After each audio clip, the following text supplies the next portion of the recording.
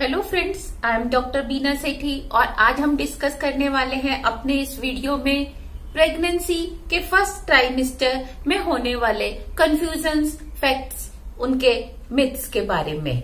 तो सबसे पहले जैसे ही आपको ये गुड न्यूज मिलती है, yes you are congratulations, you are pregnant और you have conceive, you are going to become a mom और you are going to become a parent, तो आप तुरंत देखते हैं कि आपको उसके साथ ही एक और लाइन, सेकंड लाइन सुनने में मिलती है, बी केयरफुल, टेक केयर। इस तरह की बातें आपको सबसे सुनने में मिलती हैं। तो क्या वाकई हमें प्रेगनेंसी के बाद बहुत ज्यादा केयरफुल होने की जरूरत है या नहीं?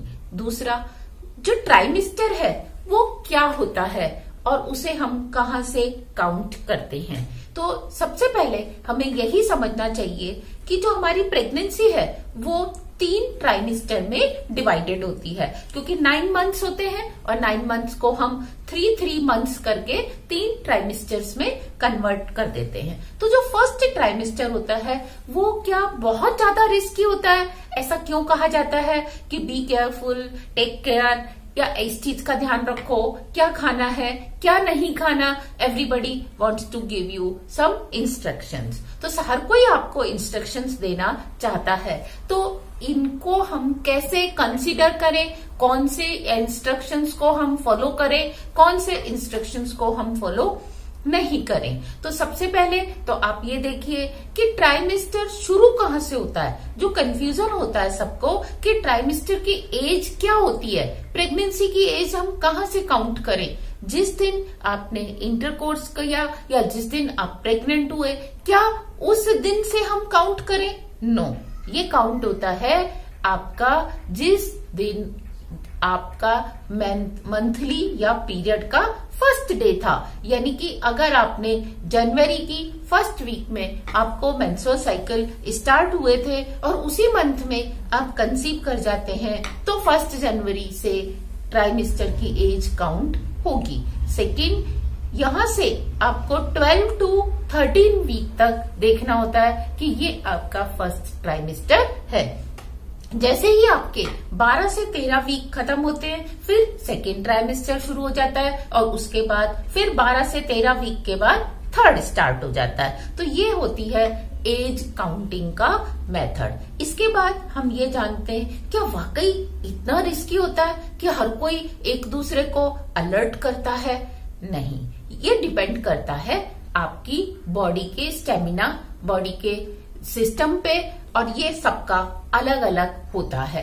कई बार एक प्रेगनेंसी में फर्स्ट ट्राइमेस्टर में आपको बहुत सारी दिक्कत आए और हो सकता है सेकंड में बिल्कुल भी ना आए, या फर्स्ट में आपको कोई भी दिक्कत नहीं हो और सेकंड में आपको दिक्कत आ जाए, क्योंकि टाइम के साथ साथ हर इंडिविजुअल की बॉडी का सिस्टम चेंज होता है, हार्मोन लेवल चेंज होता है, स्टेमिना, बीपी, शुगर, साथ में आपका HB, ये सारी चीजें क्या होती हैं? चेंज होती रहती हैं एज के साथ साथ, टाइम के साथ साथ, आपके अपने सर्कमस्टांस के साथ साथ। तो इसीलिए कभी भी एक लाइन के ऊपर नहीं चलना चाहिए कि ऐसा इसको हुआ तो मुझे भी होगा, या मेरे को फर्स्ट टाइम ऐसा हुआ तो सेकंड टाइम भी मेरे साथ ऐसा ही होने वाला है। तो इससे आप बिल्कुल बाहर आ जाइए। आपने केवल 2 चीजों को बहुत ज्यादा फोकस करके ध्यान से सुनना है। वो क्या? फर्स्ट, आपकी अपनी बॉडी की डिमांड क्या है, बॉडी का मूड क्या है, बॉडी की हेल्थ क्या है, और दूसरा आपके डॉक्टर की एडवाइस। और डॉक्टर के पास कब जाना चाहिए?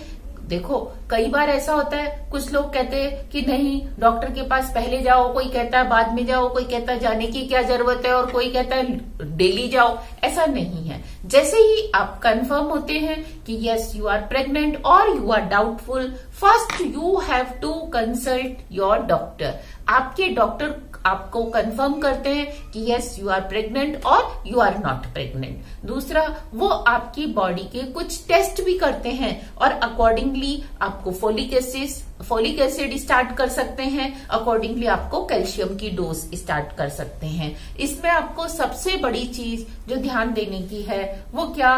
No self medication.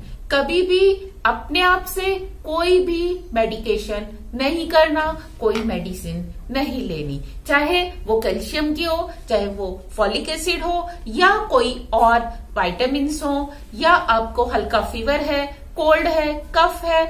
नो, आपने कभी भी कोई मेडिसिन के लिए सेल्फ मेडिकेशन नहीं करना। तो ऐसा क्यों कहा जाता है कि ये रिस्की होता है, इस समय ज्यादा ध्यान रखो? क्योंकि इस टाइम पे जो आपका बेबी है उसके मेजर बॉडी पार्ट्स जैसे लिम्स है, नेक है, ये सब चीजें बनती हैं। और इस समय अगर आप कोई मेडिसिन अपने आप से ज्यादा या गलत ले लेते हैं तो इसका सीधा इम्पैक्ट बॉडी के मेजर पार्ट्स पे पड़ता है। जो आपका बेबी है वो डिफेक्टेड भी हो सकता है, उसमें कोई प्रॉब्लम आ सकती है। तो आपकी एक छोटी सी मिस्टेक से आपके बेबी को होल लाइफ सफर करना पड़ सकता है। तो आपने ऐसा नहीं करना। हमेशा कोई भी मेडिसिन ले डॉक्टर की एडवाइस से ही ले। और आपको क्या ध्यान रखना होता है इन दिनों में? आपको ध्यान रखना है अपनी डाइट का।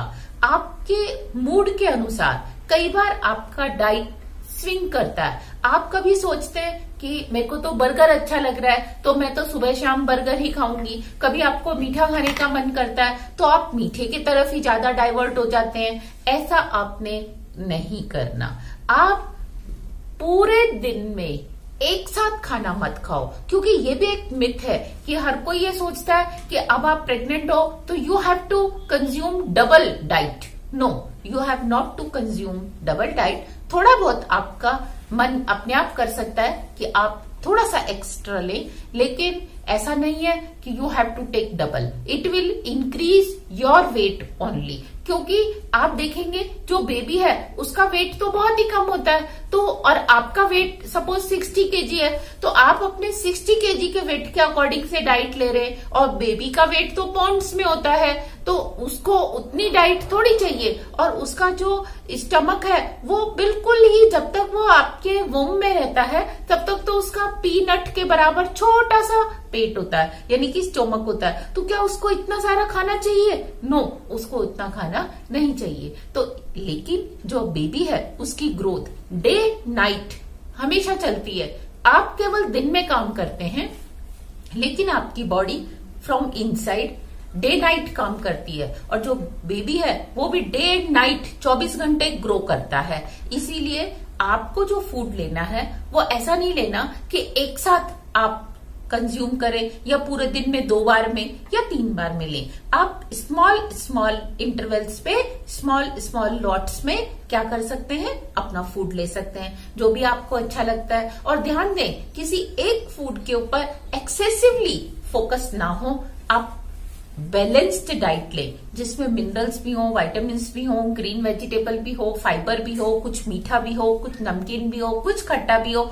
Everything should be there. तो आपने फूड को इस तरह से बैलेंस करना है। और पानी का विशेष ध्यान रखना है कि आपने कई बार आपको वोमिटिंग होती है, आपका पानी नहीं पीने का मन कर रहा, तो इट इज इनकरेक्ट। आपने पानी पूरा दिन स्मॉल स्मॉल इंटरवल्स पे अगर आप लेते रहेंगे तो आप बचे रहेंगे नोजिया से, वोमिटिंग से और डिहाइड्रेशन से। आपकी बॉडी अगर फुल्ली हाइड्रेटेड रहती है तो ऐसा नहीं हो सकता कि आपको वॉमिटिंग हो, क्योंकि आपकी बॉडी में जब आप रात को सोते हो और उस दौरान आप ना खाते हो, ना पीते हो, ना आप कहीं वॉशरूम यूज करते हो, तो क्या होता है आपकी बॉडी में हार्मोन्स का लेवल ज्यादा हो जाता है। और वो जो एक्सेसिव लेवल है वो क्या करता है, आपकी बॉडी में थोड़ा सा पीएच चेंज करता है, जिससे आपको नोजिया, वोमिटिंग, इस तरह से प्रॉब्लम्स होती हैं। समटाइम ये आपको मॉर्निंग में फील होती है, ज्यादातर मॉर्निंग में ही मॉर्निंग सिकनेस होती है। कई बार इवनिंग में होती है, किसी किसी को दोनों टाइम होती है और किसी किसी को बिल्कुल भी नहीं होती। तो ऐसा क्यों? क्योंकि जो डाइट को प्रॉपरली ले रहा है, अपनी बॉडी को रिहाइड्रेट कर रहा है, हाइड्रेटेड फॉर्म में रख रहा है, पानी फुली अमाउंट में ले रहा है, तो उसकी बॉडी में हार्मोन्स का एक्सेसिव लेवल नहीं हो सकता। रेयर केस में कि एक्सेस में हार्मोन्स बन रहे हो तो उसको नोजिया होगा। तो आपने ध्यान देना है, ये जो सिकनेस है ये सिर्फ हार्मोन लेवल के एक्सेस में होने के कारण होती है। तो आपने हार्मोन लेवल को कंट्रोल रखना है। You can do it in a better way. आप बार बार पानी पीजिए और बार बार आप वॉशरूम जाइए, तो ऑटोमेटिकली जो लेवल ऑफ हार्मोन्स है वो क्या रहेगा, कंट्रोल रहेगा, एक लेवल से ऊपर नहीं जाएगा। इसके साथ ही कुछ लोगों को ये डाउट होता है whether we can smoke, we can drink और we can consume drugs also, क्योंकि कुछ बड़े शहरों में ऐसी, बड़े क्या कई बार छोटे शहरों में भी ऐसा होता है कि गर्ल्स या लेडीज स्मोक करती हैं। तो स्मोक का सीधा इम्पैक्ट आपके बेबी की मेंटल हेल्थ पे पड़ता है। सिमिलरली अगर आप अल्कोहल कंज्यूम करते हैं, कुछ पूछते हैं कि भाई क्या हम इतना या 1 पैक या 2 पैक कंज्यूम कर सकते हैं? नो, इसके ऊपर एक बिग नो होता है, क्योंकि जब प्रेग्नेंट लेडी ड्रग्स का या अल्कोहल का या स्मोकिंग करती है तो सीधा सीधा इम्पैक्ट उसके बेबी की मेंटल हेल्थ पे पड़ता है और ऐसे बेबी मेंटली फिट नहीं रहते। दूसरा, आपकी छोटी सी शौक के पीछे उस बच्चे को होल लाइफ सफर करना पड़ता है और फिर उसके साथ आप भी सफर करते हैं।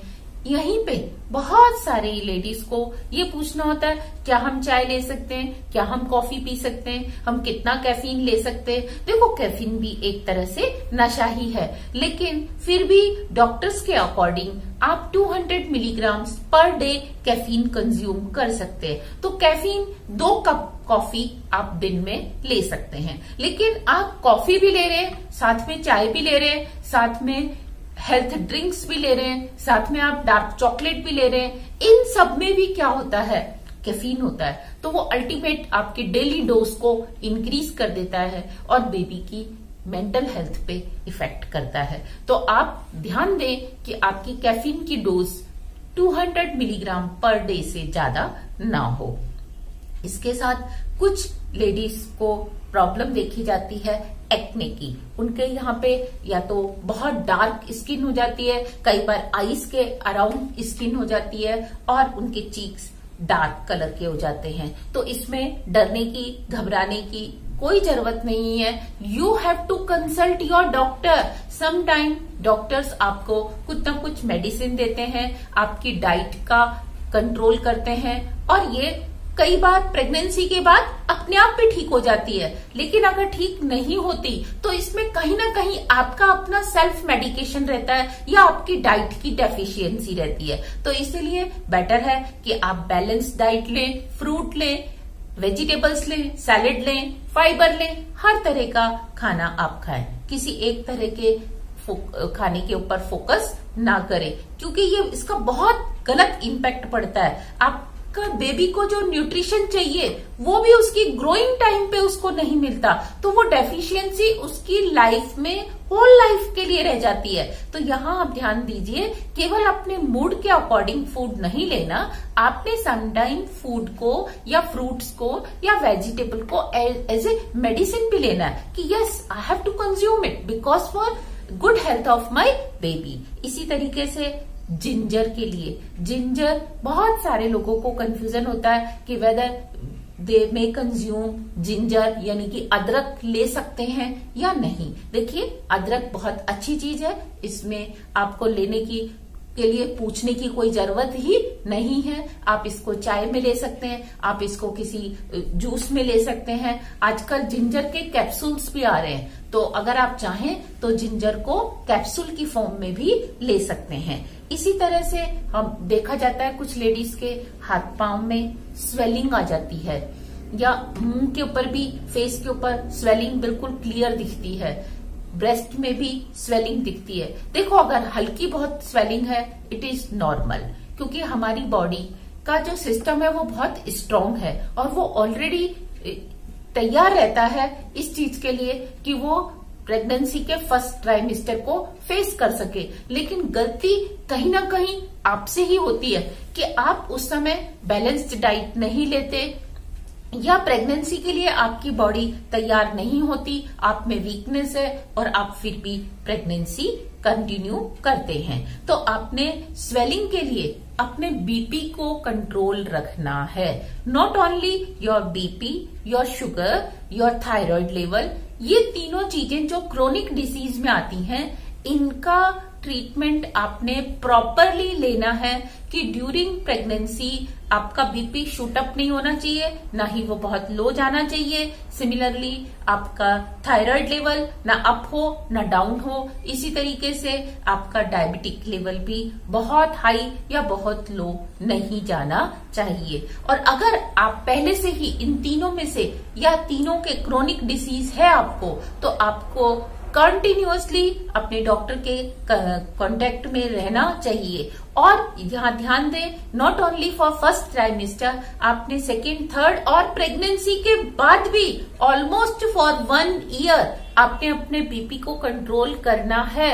अगर वो बीपी कंट्रोल नहीं है तो डिलीवरी के बाद भी आपको कॉम्प्लिकेशंस हो सकती हैं। ऐसा बिल्कुल मत सोचिए कि अब डिलीवरी हो गई तो अब मुझे बीपी की मेडिसिन खाने की क्या जरूरत है। No, here you are incorrect, क्योंकि प्रेगनेंसी के बाद भी आपकी बॉडी को नॉर्मल आने में ऑलमोस्ट 9 to 10 मंथ लग जाते हैं। तो ऐसा नहीं है कि आपने जैसे ही डिलीवरी हुई और बीपी और डायबिटीज की जो मेडिसिन थी आपने उसको स्टॉप कर दिया। कई बार इनका बैड इफेक्ट आपकी किडनी और लीवर के ऊपर पड़ता है। किडनी फेल तक हो सकती है अगर आपको ड्यूरिंग प्रेगनेंसी बीपी है और वो डिलीवरी के बाद भी कंट्रोल नहीं है और आपने मेडिसिन खाना बंद कर दी है। तो आपने यहाँ बिल्कुल डॉक्टर की कंसल्ट के बिना मेडिसिन छोड़नी नहीं है टिल डॉक्टर सेज। जब तक डॉक्टर नहीं कहते आपने मेडिसिन को छोड़ना नहीं है। इसी तरीके से आप देखेंगे कई बार नेल्स के ऊपर व्हाइटनिंग हो जाती है, नेल्स पे व्हाइट स्पॉट बन जाते हैं, या बैक एक होता है, या लोअर एब्डोमेन में पेन रहता है। इसका जो बेसिक कॉज है वो है कैल्शियम की डेफिशिएंसी। आपकी डाइट में आप कैल्शियम का इंटेक नहीं ले रहे हैं, क्योंकि इस टाइम पे आपको विटामिन्स, मिनरल्स कंप्लीट जो है वो बैलेंस्ड अमाउंट में लेने चाहिए, क्योंकि आपकी बॉडी में एक बेबी और पल रहा है, उसको भी कैल्शियम चाहिए, उसको भी विटामिन्स चाहिए अपनी ग्रोथ के लिए। और आप अगर सिर्फ अपने मूड के अकॉर्डिंग खाना खा रहे हैं, कैल्शियम यानी कि किसी को दूध अच्छा नहीं लगता या वो कैल्शियम की सप्लीमेंट्स नहीं लेता साथ में, तो कई बार ऐसी दिक्कत आ जाती है कि उसका आपको पता चल जाता है कि आपके नेल्स के ऊपर भी व्हाइट स्पॉट्स बन जाते हैं, साथ में आपको पेन बॉडी में स्टार्ट होता है। तो आपने ध्यान देना है, अपने आप से कभी भी कैल्शियम के या किसी भी विटामिन के सप्लीमेंट ना लें। डॉक्टर्स अपने आप आपको फोलिक एसिड, जो कि एक विटामिन बी कॉम्प्लेक्स का एक पार्ट है, वो आपको अपने आप स्टार्ट करेंगे। डोज आपकी डॉक्टर्स ही स्टार्ट करेंगे। ऐसा देखा गया है कि बहुत सारे घरों में कुछ पेट एनिमल होते हैं, कोई डॉग, कोई कैट या कोई और पेट रखते हैं। तो इसमें आपको खास ये ध्यान रखना है कि पेट की क्लीनिंग के टाइम पे आप प्रेग्नेंट हैं तो आप वो काम ना करें, और अगर आपको मजबूरी में करना भी पड़ता है तो you have to use gloves. Gloves के साथ ही आपने पेट की क्लीनिंग करनी है। स्पेशली अगर आपने अपने घर में किटन यानी कि कैट को पाल रखा है, तो आप क्या देखते हैं कि उससे आपके बेबी में कई डिफरेंट टाइप के सिंड्रोम्स आ सकते हैं, साथ में आपका अबॉर्शन भी हो सकता है। तो आपने पेट की क्लीनिंग विदाउट ग्लव्स नहीं करनी। यहाँ एक और डाउट होता है कॉन्स्टिपेशन का, कि बहुत सारे लोगों को ये लगता है कि बिकॉज ऑफ प्रेगनेंसी कॉन्स्टिपेशन है। Yes, it is due to pregnancy, लेकिन इसके लिए क्या करें कि कॉन्स्टिपेशन ना हो। एक प्रेग्नेंट लेडी को कॉन्स्टिपेशन नहीं होना चाहिए, और अगर कॉन्स्टिपेशन है तो इसका डायरेक्ट लिंक है आपकी डाइट से।